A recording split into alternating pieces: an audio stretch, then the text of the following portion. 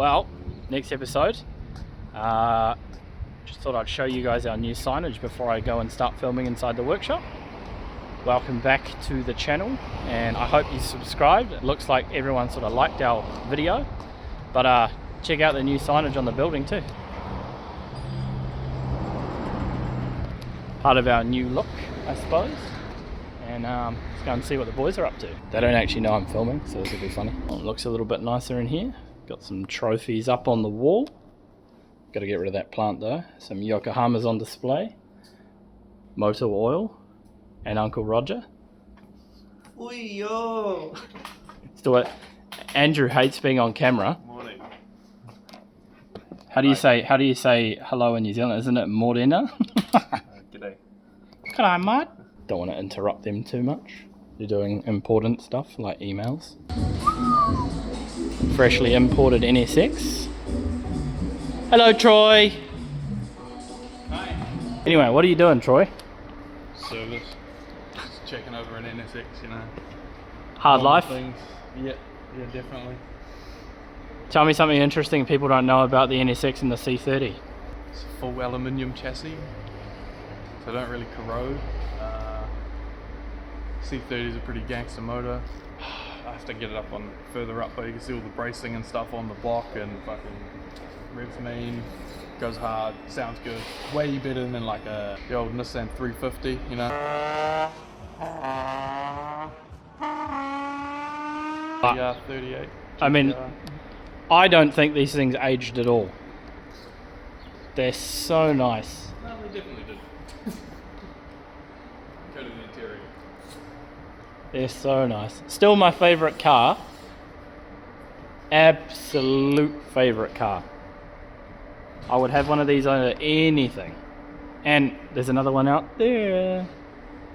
They're multiplying. The black roof, like that, and that one out there, are early models. They only came with the black roof and the red if they're early, so. Yeah, like launch edition. Yeah. Beautiful C30 for those who haven't seen one. 280 horsepower, 8,000 RPM. Should get it up in the air so people can see the if you haven't seen them before, underneath the control arms and stuff on these are pretty gangster. Something you don't really see very often, and it was before there was like CAD and stuff like that, so someone actually had to draw all of this stuff. I have no idea how they would have tested it or anything like that, but this is what I'm talking about. It's been sitting a while. Look at that suspension arm. There's not much underneath an NSX because it's all in the back, full flat floor.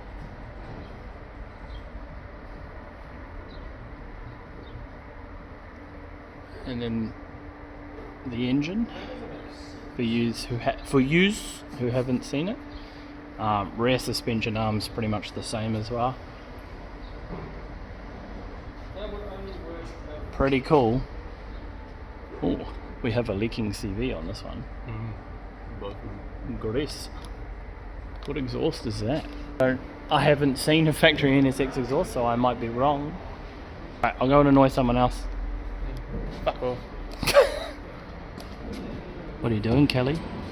Just fiddling around in a Nissan fuel tank, trying to diagnose some running issues. Yeah, got one of these old steel fuel baskets here. It's running actually a R32 factory Nissan fuel pump, which is interesting. Yeah, it's also running a factory rig on the pump here at the fuel hat, and it's also got a rig on the motor, so a little bit questionable. So I think we may have some fuel pressure issues here. It might be bleeding off. So A double rig. double rig. A rig regulating the rig. Fuel pressure test now and see what that tells us, but I suspect that might be one of the culprits of our issues here. This 180 is pretty cool. It is a blast from the past, this thing. It's pretty funny. Kelly's got dirty shorts. He looks like he pooed himself. Very cool. Straight out of 1991. It has Jap spec, absolutely everything. Just had a look before. It's got a HKS turbo, old gritty, intercooler and radiator, Pexi Power C. It's got all the old JDM bits. It's pretty cool. In here for poor running, but it's a pretty cool old car. Who's that? It's little Tony. It's finishing up the last little bits of the Accord. This is that wagon in the last episode that I said I was going to show you a little bit about. So this thing here is K24. It's already been manual swapped. He's got his hands down there. What are you doing, mate? Making the coolant lines for the turbo. It's just about half a ridge down the back here. Because some genius agreed with the customer to put the turbo against the firewall. Yep. Who would that genius be? Not sure. Effectively, it is well, it's a custom turbo, but it's a turbo care, kind of like a G35 size, frame size turbo. Stock K24, but with uprated clutch. This one's running a water to air setup. So we have now got the windscreen washer tank here, which is down there. And we've got our intercooler ice tank, which is down where the original washer bottle was. Electric water pump for the ice tank, E55 AMG uprated water or heat exchanger. Then custom made intercooler here, which has a CFS core, which is quite cool. They're in the middle of wiring this at the moment, so intercooler pops up down here, and obviously intercooler inlet or outlet, sorry, to the engines there. Turbo Smart rig, boost controllers mounted down there. This will be running a Haltech. It's all sort of apart at the moment, but the wiring's pretty much done, so dual ECU. Be quite cool. Brembo brakes are just off getting powder coated at the moment, and the rocker cover, but we've also hidden everything. So the customer wanted like an OEM plus kind of deal, so you can't see the AN fuel rail, all the AN lines are all hidden. It'll be quite a schmexy little number when it's done. Downpipe, if you can kind of see it, has a pretty cool tricky manifold, which was co-developed with Nathan, who used to work here at Fortune Fab, so very, very cool. But everything else is a sort of factory stealth sleeper with the bumper on and everything. Can't see that it's been modified at all, so that's what we want. Very cool little project. I'm quite keen to see this thing running very, very soon, and it should be ripping some mana. It's all hidden.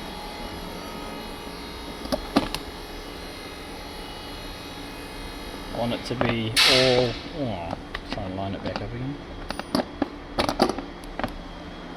All stealth. Factory K24 with a G30. G35, sorry. I'm at Marcus's S14, which is just getting some extra additions to it. It's got a new Mazworks plenum on it. Had to make this bloody boost sausage because the manifold didn't have enough flow to the wastegate before, so we had to smoke it straight off the housing. It's an old TD06. Pretty cool. Marcus can really drive too. And then EK's getting tuned today.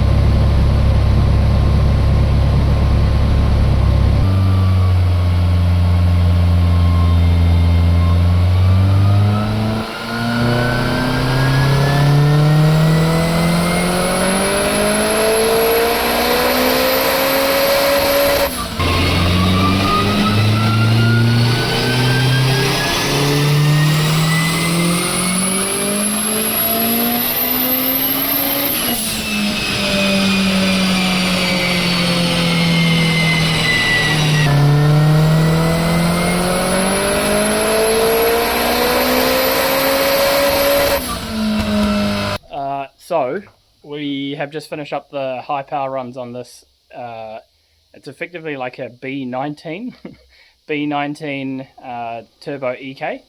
Brian from NDT has been pressing Paige up on the Haltech for the morning, and we have a very, very impressive 482 at the crank, and what do we get? 409 at the wheels ish. We got a lot of wheel spin, being that it is on date stamped 2020, maybe 2019 tires. Even though we've aired them down to like 28 pound and put belt grip on them, it hasn't really made much of a difference. But Brian, So it's definitely got more in the tank with some grip, for sure. so would you trade in an RB for a... No. No? certainly not. Come on. Oh, no.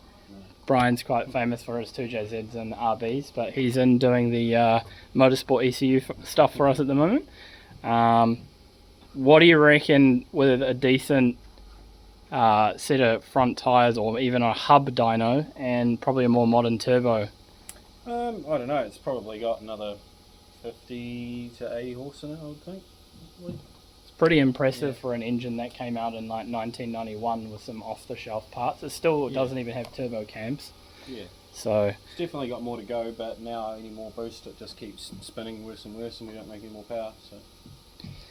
So as he also keeps saying to us as well, downsides of having a hub dyno, this thing's fucking, rolling road. It is fantastic for modern cars with, you need to do linked four-wheel drive stuff, but for high power front wheel drives, it's pretty average. It does do alright with rear wheel drives because we can actually pull it down on the bed, but Rear wheel drive's fine because of the way you can anchor it, but unfortunately with front wheel drive, it's a bit more difficult to try and strap it in a way where it'll actually grab into the rollers properly. yeah. What would you say the biggest difference is really for you between tuning on your hub dyno and the roller dyno? Just repeatability more than anything. Like you sort of, on a roller dyno it can be a little bit hard, especially something like this that's wheel spinning, because you can do a run, make a small change, do another run, and you're not really sometimes seeing exactly what has happened. You know, you get a bit of spin, or the tires are a bit hotter. There's all sorts of variables there. At least with the hub dyno, you can do 2 runs, make a small change, and see exactly what the difference is. Which is pretty important at the higher power level stuff. When you're doing more basic stuff, you can sort of make your way around it, even with a bit of wheel spin, if if you're experienced stuff and know make the right decisions. But yeah. This is why the man's here himself. And I mean, also the other thing is too, at the end of the day, obviously the repeatability of the dyno and everything is important for the tuner, but also dynos, they're all fucking different. They're all very different. It's People make me laugh that try and compare dyno numbers between 2 different dynos, especially when they're different brands or different types. And yeah, like this dyno here was actually built by Robin, the previous owner of Torque Performance, and then this control system comes from England. Your dyno you're using Australian, right? So again, completely different control system.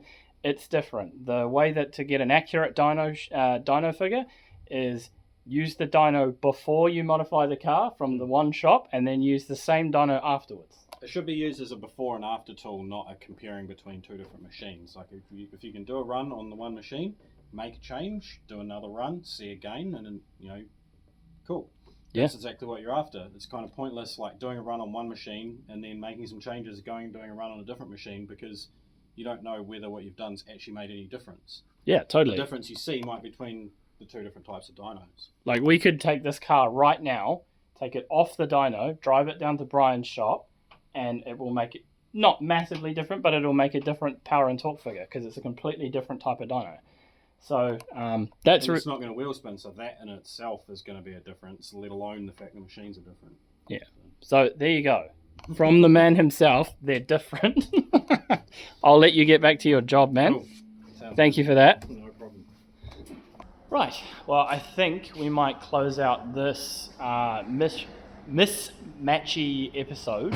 At the end of the day, everyone's already all gone home except for Kelly and Tony. Tony is working on a beautiful Camry, which I am not going to turn around and show because, it's a tractor.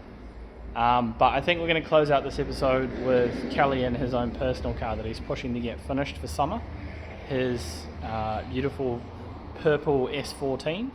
We will go have a look at it now and have a chat with him about his personal build, one of the staff members. It is not a respray either, this is a factory colour. It is an 200SX, so New Zealand new. It's kind of dirty at the moment because he's been working on it and it's been storing here at work, but he's done a lot of work on it recently to get it up to scratch. Very, very clean and tidy. You would not believe the amount of Sylvias we get through here that are not this clean and tidy. So everyone can have a little chat with the man himself. Hello, welcome. Tell us a bit about your car.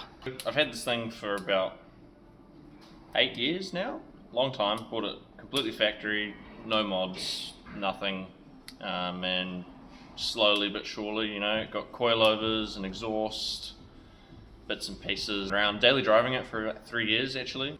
And then decided to pull it off the road and start doing some cool stuff to it, which was good timing because I started working here at Torque Performance when I did that, so that worked out well. And then yeah, ever since then, pulled the motor out, done a bit of a refresh on it, head gasket, camshafts, just general maintenance stuff, a new oil pump, untouched bottom end. It all escalated once I met JP and he showed me good performance parts. I started putting good stuff on it. Electronics package, turbo, cooling package. What have you chosen? What is So- Kelly's choice? We're running a Garrett GT2860R ball bearing high mount turbo, teal 38mm wastegate, 3-inch exhaust. Custom fabbed by the man himself. Custom fed by myself. A Haltech Elite 1500 wideband box with the NTK sensor, bunch of extra sensors, you know, fuel pressure, oil temp, stuff like that. Full, complete new fuel system as well. So we've got a Turbo Smart fuel rig, Expert 1000cc injectors, all custom fuel lines, catch can, Phoenix rad, Phoenix intercooler. Didn't you win that stuff? Weren't you Not that stuff. Weren't you on the? I was on the Skulls page for It's a while. this guy, so you know someone Not Phoenix, famous. Skulls. I was on the Oh, Skulls website. sorry. Yeah. I want to see it and stuff from them back in the day at their Sylvia meet. But yeah, it's not a super high horsepower package or anything like that. Hopefully, it should make around 240, 260 kilowatts and just be a fun, enjoyable street car. And mate, like I said, this thing is so tidy. Yeah, try to keep it tidy, you know. I've always tried to look after it. It's always been garaged. Unfortunately, it's got some dings and some curb rash from some drifties. But Did you run out of talent? it was wet. Because it's not from too much horsepower. No. But yeah, that's kind of it. It's trying to just keep it like a nice, clean street car. You know, nothing crazy. Just And enjoyable. yeah, you really don't need 700 horsepower to have a daily summer car. Nah.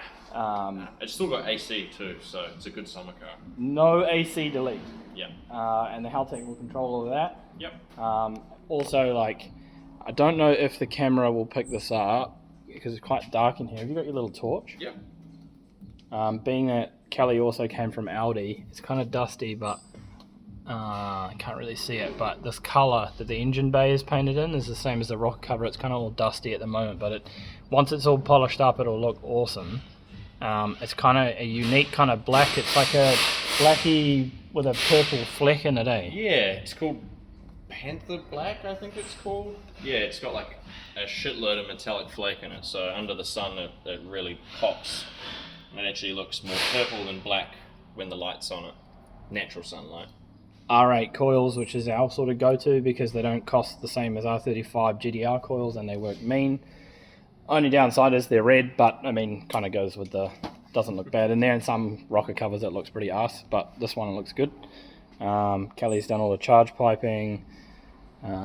Nice intake, airflow filter, go around the bonnet stick. Everything's kind of hidden, so it just looks like a factory car with bolt-ons, which is what it is, but he spent a lot of time making it look that way.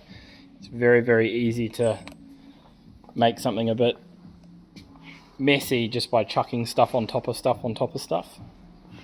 But yeah, just made us all this exhaust too. I don't know if I can get under there, but himself painted all the subframe, did all the support brackets and everything. It's all True Heart arms and stuff, eh? Yep, all True Heart arms, just with BC Gold coilovers, nothing super fancy, you know. Maybe one day we'll put some cool coilovers in there and go a bit more rigid in the suspension and stuff like that. But for now, should be pretty good. Should stick on the road. And at the end of the day, it's just a street car, right? So it's still stock interior. Yeah. Factory manual. It's got the 260k speedo. It actually has a bag of water in there at the moment, which is quite funny, but that is just legitimately getting some moisture because it's found a little water leak in it. But yeah. Well, like I said, we're going to close out the episode with Kelly's kart. He's done a really, really nice, tidy job on it. Hopefully it should be running in the next day or so. So he'll be out in summer driving it sensibly. Hopefully. Driving it sensibly. Driving sensibly, yeah. But yeah, that closes out this episode. Thank you for watching. Subscribe if you haven't done it already, and we'll catch you next time.